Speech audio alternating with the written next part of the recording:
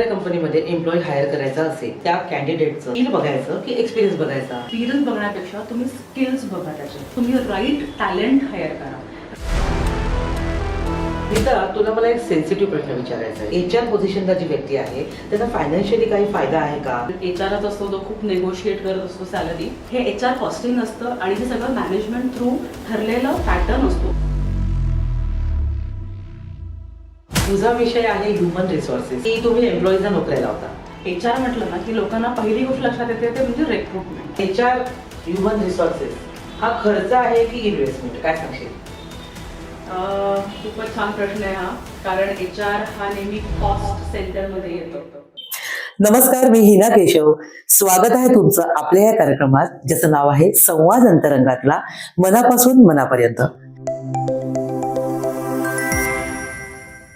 आपल्या स्टुडिओमध्ये आज आपल्याला भेटायला आले आहेत नीता जांभेकर, हॉलिस्टिक सोल्युशनच्या फाउंडर. नमस्कार नीता, स्वागत आहे तुझं. नमस्कार. नीता, तुझा विषय आहे ह्युमन रिसोर्सेस. ह्युमन रिसोर्सेस ऐकलं की आम्हाला असं वाटतं, पटकन असं वाटतं की तुम्ही एम्प्लॉईजना नोकऱ्या लावता. काय सांगशील याविषयी? कसं आहे की एचआर म्हटलं ना की लोकांना पहिली गोष्ट लक्षात येते ते म्हणजे रिक्रुटमेंट. पण एचआर हे रिक्रुटमेंटच्या खूप पलीकडे आहे. एचआर हा कल्चर डेव्हलप करण्यासाठी उपयोगाला येतो. तो स्ट्रॅटेजिक लेवलला काम करू शकतो. आणि ते कसं करतात तर त्यासाठी लोक आमच्याकडे येतात. तर आम्ही रिक्रुटमेंट सोडून त्यांच्या कंपनीची प्रोसेस डेव्हलपमेंट करतो. HR hire to retire process development करतो आणि आम्ही टॅलेंट मॅनेजमेंट वरती काम करतो. तुम्ही नोकऱ्या देत नाहीत, मग ह्युमन रिसोर्सेस मध्ये तुम्ही काय काय सर्व्हिसेस देता? बरोबर आहे. हा अगदी कॉमन प्रश्न असतो सगळ्यांना की तुम्ही रिक्रुटमेंट करत नाही, मग नक्की काय करणार? तर रिक्रुटमेंटच्या ऐवजी आम्ही सगळ्या गोष्टी, म्हणजे जो कंपनीमध्ये एम्प्लॉई येतो, इंटर्न जरी आज आला तरी त्याला माहिती पाहिजे की माझी काय ग्रोथ आहे या कंपनीमध्ये. सो आम्ही त्या कंपनीमध्ये त्यांच्या पॉलिसी डेव्हलप करणं, रिक्रुटमेंट स्ट्रॅटेजीज डेव्हलप करणं, रिटेन्शन स्ट्रॅटेजी डेव्हलप करणं, सक्सेशन प्लॅनिंग करणं, करिअर डेव्हलपमेंट करणं, परफॉर्मन्स मॅनेजमेंट करणं, रिव्ह्यू सिस्टम, त्यांचं एकंदर कंपनीचं ऑर्गनायझेशन कल्चर डेव्हलप करणं आणि त्या कंपनीच्या एम्प्लॉईजना त्यांचा एक करिअर पाथ समजून घेऊन त्यांना पुढे कसं जाता येईल त्याच्यामध्ये ते त्यांना गाईड करतो आम्ही. बरं. मग जर एखाद्या कंपनीकडे एचआर सर्व्हिस नसेल किंवा एचआर सिस्टीमच नसेल तर मग त्या कंपनीला नक्कीच प्रॉब्लेम फेस करावे लागत असतील. मग काय सांगू शकशील, असे काय प्रॉब्लेम्स त्यांना फेस करायला लागतात? तो ह्याच्यासाठी मी असं सांगेन की काही कंपन्या जेव्हा आम्ही काम करतो तिथे त्यांच्या ऍब्सेंटिझम खूप वाढलेले होते. तर एम्प्लॉई सुट्टी घेतात पण त्यांना कोणाला काही रिपोर्टिंग करायचं आहे वगैरे ह्याची काही जाणच नव्हती, कारण त्यांच्याकडे कुठली पॉलिसी नव्हती, रिटर्न पॉलिसी नव्हती, लीव्ह पॉलिसी म्हणा, ऍब्सेंटिझम पॉलिसी म्हणा. त्याच्यामुळे ते कधी सुट्ट्या घ्यायचे आणि त्यांना हेही नाही समजायचं की आपण जर सुट्टी घेतो आहोत तर आपल्याला आपलं काम दुसऱ्याला समजवण्याची गरज असते, कारण आपलं जिथे काम संपतं ते दुसऱ्याचं काम सुरू होतं. सो ह्या गोष्टींची त्यांना जाणीव करून द्यायला लागते. आणि त्यासाठी अर्थातच तुमच्याकडे काहीतरी रूल्स अँड रेग्युलेशन्स पाहिजेत, हँडबुक तुमचं असलं पाहिजे. तर तुमच्याकडे त्या लोकांना जाणीव येते त्या गोष्टीची की हो ह्यांच्याकडे हे रूल्स आहेत आणि हे फॉलो करणं आपल्याला गरजेचं आहे. त्याला एक सिरियसनेस येतो. म्हणून आपल्याकडे एचआर सिस्टम असणं गरजेचं आहे.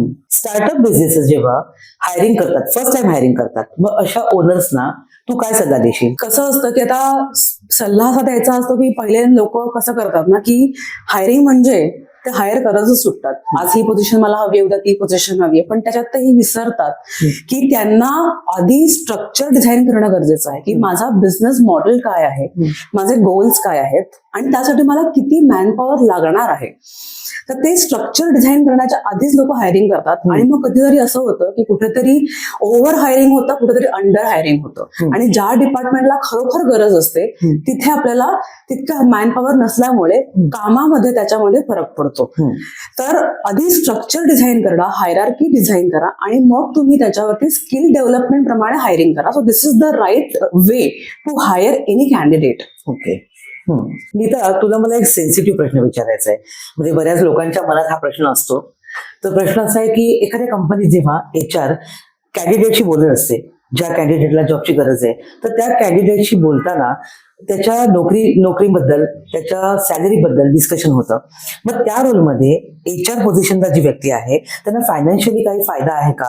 जसं त्यांच्या सॅलरीमध्ये पुढे जाऊन हाईक मिळणं किंवा त्यांना इन्सेंटिव्ह मिळणं किंवा मग एखाद्या कॅन्डिडेटला जॉब लावल्यानंतर त्याच्या बदल्यात काही थोडं प्रॉफिट मिळणं, असं काही असतं का या क्षेत्रामध्ये? खूप इंटरेस्टिंग प्रश्न विचारलास तू, की असं प्रत्येकाला वाटू शकतं की कारण HRच असतो तो खूप नेगोशिएट करत असतो सॅलरी. पण खरं सांगायचं तर असं इन्सेंटिव्ह वगैरे असं काही नाही मिळत. ह्याचं कारण हे असतं की HRची कॉस्ट जी आहे ना ही ठरलेली असते. प्रत्येक डिपार्टमेंटला मॅनेजमेंटने एक कॉस्ट दिलेली असते आणि त्याप्रमाणे HRला ते हायरिंग करायची असते. त्यामुळे त्या सॅलरीचे काही बँड बनवलेले असतात. 15,000 ते 25,000, 25,000 ते 40,000 आणि त्या लेवल्स प्रमाणे हायरिंग करायचं असतं.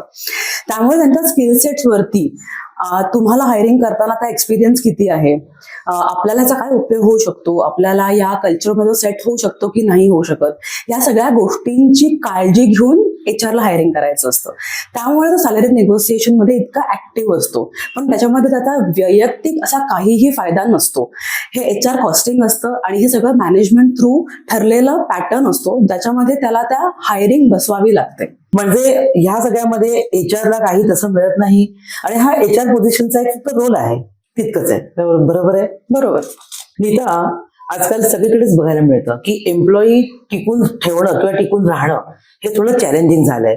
तसं एम्प्लॉईला आपण जी सॅलरी देतो त्या सॅलरीपेक्षा 2 ते 3,000 जरी जास्त दुसरी कंपनी देत असेल तरी एम्प्लॉई आपल्याकडे टिकून राहत नाही, तो सोडून जातो. मग तुम्ही बॉन्ड केलात काय किंवा नाही केलात काय, याबद्दल तू काय सांगशील? हल्ली रिटेन्शन ही खूप मोठं चॅलेंज झालेलं आहे. ह्याचं कारण आपण समजून घेतलं पाहिजे की खूप कंपन्या आता स्टार्टअप कंपन्या ओपन झालेल्या आहेत आणि आता एम्प्लॉईला खूप अपॉर्च्युनिटीज मार्केटमध्ये उपलब्ध आहेत. त्यामुळे हे आता एम्प्लॉई मार्केट आहे. त्यामुळे एम्प्लॉईला टिकवून ठेवण्यासाठी एकमेव पर्याय असतो तो म्हणजे त्याला क्लॅरिटी देणं आणि त्याला करिअर डेव्हलपमेंट पाथ त्याचा आपण आधीपासूनच क्लिअर करून देणं. म्हणजे त्याला क्लिअर पाहिजे की आपण आल्यानंतर आपल्याकडे काय काय आपण करू शकतो आणि मी जर आज इंटर्न म्हणून आलो तर मला 5 वर्षांनी जर मॅनेजर म्हणून इथे त्या कंपनीमध्ये प्रमोशन हवं असेल तर मला कुठल्या कुठल्या प्रकारचे स्किल डेव्हलपमेंट करणं गरजेचं आहे आणि ही कंपनी त्या ग्रोथ लेवलला जाण्यासाठी तयारीत आहे की नाही. सो आजकाल ह्या सगळ्या गोष्टी एम्प्लॉई बघायला लागलेत आणि आत्ताचा एम्प्लॉई हा खूप जागरूक आहे. त्यामुळे त्याला संधी उपलब्ध असल्यामुळे ना त्यांना आता ही गोष्ट खूप इझिली कळलेली आहे. त्यामुळे एम्प्लॉयरला आपल्याला आता खूप सावधान राहून पॉलिसीज डिफाईन करणं आणि रिटेन्शन पॉलिसीज वरती फोकस करणं हे गरजेचं आहे. मग नीता, HR ह्युमन रिसोर्सेस हा खर्च आहे की इन्व्हेस्टमेंट, काय सांगशील? खूपच छान प्रश्न आहे हा. कारण HR हा नेहमी कॉस्ट सेंटरमध्ये येतो, प्रॉफिट सेंटरमध्ये येत नाही. कुठल्याही कंपनीसाठी HR ही कॉस्ट आहे आणि मी प्रत्येकाला हेच सांगते की HR तुमच्यासाठी काही सेल्स करू शकत नाही, तुमचा रेव्हेन्यू वाढवू शकत नाही. पण HR प्रॉपरली यूज केलं आणि त्याला स्ट्रॅटेजिकली यूज केलं तर HR can become your profit centre. So कंपन्यांना त्याचा कसा उपयोग होऊ शकतो. साधं उदाहरण द्यायचं तर तुम्ही रिक्रुटमेंट करता, बहुतेक कंपन्या कन्सल्टंट्स कडनं रिक्रुटमेंट करतात, पण एक referral policy, employee referral policy तुम्ही जर त्याच्यामध्ये लागू केली आणि एम्प्लॉईनी इंटरनली तुम्हाला ओपन पोझिशन्स क्लोज करायला जर रेफरन्सेस द्यायला सुरुवात केली तर तुमची HRची कॉस्ट जी आहे, जी कन्सल्टंटची जी कॉस्ट आहे ती वाचते. सो पैसे वाचवणं हे सुद्धा प्रॉफिट कमवण्यासारखंच आहे किंवा इन्कम कमवण्यासारखंच आहे. सो त्यामुळे मी म्हणते की HRला जर का तुम्ही योग्य पद्धतीने वापरलं आणि सुरुवातीपासून त्याचा वापर केला तर HR जो कॉस्ट तुम्हाला वाटते ती तुम्हाला हळूहळू इन्व्हेस्टमेंट वाटायला लागेल. आणि मुख्य म्हणजे सर्वात महत्त्वाचं मी सांगते ते म्हणजे तुम्ही तुमच्या लोकांमध्ये इन्व्हेस्ट करा. लोकांमध्ये इन्व्हेस्ट करणं गरजेचं आहे कारण तुम्ही जे एम्प्लॉई तुमचा जो आहे तो तुमची लायबिलिटी नसून तो तुमचा ऍसेट आहे आणि ऍसेटमध्ये तुम्ही इन्व्हेस्टमेंट करत राहणं हे गरजेचं आहे. कारण तो ऍसेटच आहे तो तुम्हाला पुढे प्रॉफिट कमवायला, कंपनी एक्सपांड करायला, कल्चर डेव्हलप करायला, एक व्हॅल्यू चेन क्रिएट करायला मदत करणार आहे. आणि अशाच पद्धतीने ऑर्गनायझेशनल डेव्हलपमेंट जेव्हा होते तेव्हा कंपनी एका सस्टेनेबल मोडवरती जाते. जेव्हा एखाद्या कंपनीत नवीन एम्प्लॉई येतो, ओके, तो काय येतो तर कधी कधी असं होतं की जे इंटरनल एम्प्लॉई आहेत ना तेच रेफर करतात, कारण जे इंटरनल एम्प्लॉई आहेत त्यांनाच ते कल्चर इतकं आवडत असतं की त्याला माहितीये की मी इकडे माझ्या मित्राला किंवा माझ्या मैत्रिणीला इथे जर आणलं माझ्या कंपनीमध्ये तर त्याची पण ग्रोथ होईल माझ्या बरोबर. मीच जर का त्या कंपनीत हॅपी नाहीये तर मी दुसऱ्याला आणणार नाही. तर अशा पद्धतीने जर आपण काम केलं तर आपण एक मोठी रिक्रुटमेंटची जी कॉस्ट आहे ती वाचवतो. दुसरी गोष्ट, आपण जेव्हा रिप्लेसमेंट होते त्या एम्प्लॉईची तर त्या वेळेला एखाद्या कंपनीत तो एम्प्लॉई जर 2 वर्ष काम करत असेल तर त्या एम्प्लॉयरने त्याच्यावर तेवढा खर्च केलेला असतो, त्याच्या ट्रेनिंगवरती म्हणा, त्याला स्किल डेव्हलपमेंटवरती म्हणा. सो ती रिप्लेसमेंटची कॉस्ट सुद्धा असते. ही कॉस्ट जी आहे ना ही दिसत नाही, पण जर रिप्लेस करायला गेलं तर ह्याच्या गोष्टींचा परिणाम हा कंपनीवरती दिसतो आपल्याला. त्यामुळे HR ला जर तुम्ही योग्य पद्धतीने सुरुवातीपासनं सेन्सिबल मोडमध्ये येऊन जर वापर केला तर कॉस्ट वाटणारं जे सेंटर आहे, कॉस्ट सेंटर वाटणारं जे सेंटर आहे ते तुम्ही प्रॉफिट सेंटरमध्ये आणू शकता, जेणेकरून तुमची कंपनी हे सस्टेनेबल मोडवरती जाते. कारण शेवटी जेव्हा एम्प्लॉई टिकतो आपल्याकडे एखाद्या लॉंगर ड्युरेशनसाठी तेव्हाच ती कंपनी सस्टेनेबल वरती येते. नाहीतर मग कंपनीमध्ये चर्निंग हे चालूच राहतं आणि कंपनी त्या स्ट्रगल मधनं कधी वरतीच येत नाही.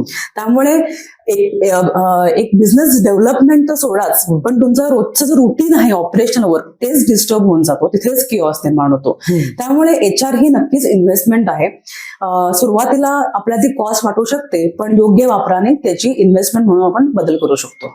मग जर एखाद्या कंपनीमध्ये एम्प्लॉई हायर करायचा असेल तर मग त्यावेळेस त्या कॅन्डिडेटचं स्किल बघायचं की एक्सपिरियन्स बघायचा, काय सांगशील याबद्दल? बरोबर आहे. आता कसं आहे की एक्सपिरियन्स जर आपण बघायला गेलो आणि समजा तुला तुझ्या कंपनीमध्ये हायर करायचं आहे की ज्याला 10 वर्षाचा एक्सपिरियन्स आहे, त्या माणसाची नक्कीच सॅलरी ही तेवढी असणार, 1 लाख असेल किंवा 70,000 असेल, जे काही असेल ती असेल. पण त्यामुळे काय होतं ना की प्रत्येक स्टार्टअप कंपनीला ती कॉस्ट परवडेल सुरुवातीला असं नाही होत. त्यावेळी आम्ही त्यांना सांगतो की एक्सपिरियन्स बघण्यापेक्षा तुम्ही स्किल्स बघा, त्याच्याकडे काय काय स्किल सेट्स आहेत, आणि मुख्य म्हणजे की तुम्ही राईट टॅलेंट हायर करा, राईट ऍटिट्यूड हायर करा. ऍटिट्यूड रॉंग असेल तर आपण स्किल डेव्हलप नाही करू शकत. Okay, so right talent hire करा, स्किल डेव्हलपमेंट आपण करू शकतो, आणि काही स्किल्स तुम्हाला त्या एम्प्लॉयला यायला पाहिजेत. स्किल डेव्हलपमेंट वरती जर आपण फोकस केलं आणि स्किल बेस्ड हायरिंगवर फोकस केलं तर माझ्या मते ह्या ज्या ओपन पोझिशन्स आपल्याकडे राहतात त्या आपण लवकरात लवकर फिलअप करू शकतो. ओपन पोझिशन लवकरात लवकर फिलअप होणं हे फार गरजेचं आहे, कारण नाहीतर तोपर्यंत बिझनेस सफर करत राहतो. स्ट्रॅटेजी म्हणा, सेल्स म्हणा, काहीही म्हणा, ऑपरेशन्स म्हणा, जोपर्यंत ती पोझिशन ओपन आहे तोपर्यंत ह्या सगळ्या गोष्टी घडत राहतात. त्यामुळे स्किल बेस्ड हायरिंग हा एक अप्रोच मी माझ्या क्लायंटला जेव्हा दिला तेव्हा त्यांना त्याचा उपयोग झाला आणि स्किल्स त्यांच्याकडे पटापट यायला लागले आणि ते रिटेन व्हायला लागले.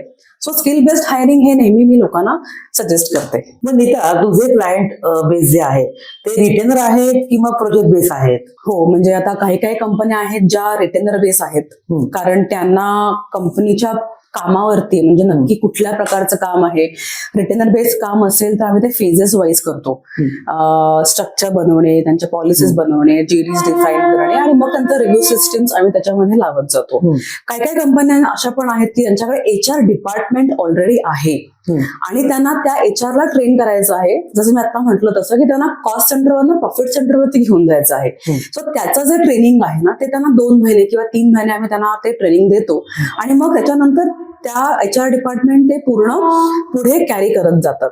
सो असेही प्रोजेक्ट आमच्याकडे आहेत, कारण हे जे मॉडेल आम्ही बनवलेलं आहे ना हे मुख्यतः छोट्या कंपन्या ज्या आहेत, स्टार्टअप म्हणा, MSMEs म्हणा, ह्यांच्यासाठी हे मॉडेल बनवलेलं आहे. कारण प्रत्येकाने HR सर्व्हिस हे सुरुवातीपासून आपल्याकडे घ्यावी हा माझा उद्देश आहे.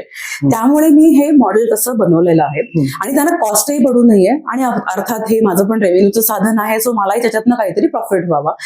त्यामुळे हे प्रॉफिट, त्यामुळे ह्या कंपन्यांना मी रिटेनर पण सर्व्हिसेस देते आणि प्रोजेक्ट वाईज सुद्धा आम्ही ट्रेनिंग देतो. ह्याच्या व्यतिरिक्त आम्ही पॉश सर्व्हिसेस वगैरे पण करतो, म्हणजे 1 टाइम सर्व्हिस आहे जी. सो अशा सुद्धा आम्ही सर्व्हिसेस प्रोव्हाइड करतो त्यांना. नीता, आपल्या पॉडकास्टचं नावच आहे संवाद अंतरंगातला मनापासून मनापर्यंत. तर तुझा एक ह्युमन रिसोर्सेस हा जो विषय आहे थोडासा क्लिष्ट विषय आहे, पण तो आता क्लिष्ट होता असं म्हणावं लागेल, कारण तू खूप सोप्या पद्धतीने छान शब्दामध्ये आपल्या श्रोत्यांना समजावून सांगितलं आहेस. तुम्हाला जर HR स्ट्रॅटेजीसाठी काही कॉन्टॅक्ट करायचा असेल तर स्क्रीनवर दिलेल्या नंबरवरती संपर्क साधा किंवा त्या मेल ID वरती मेल करा. धन्यवाद. धन्यवाद.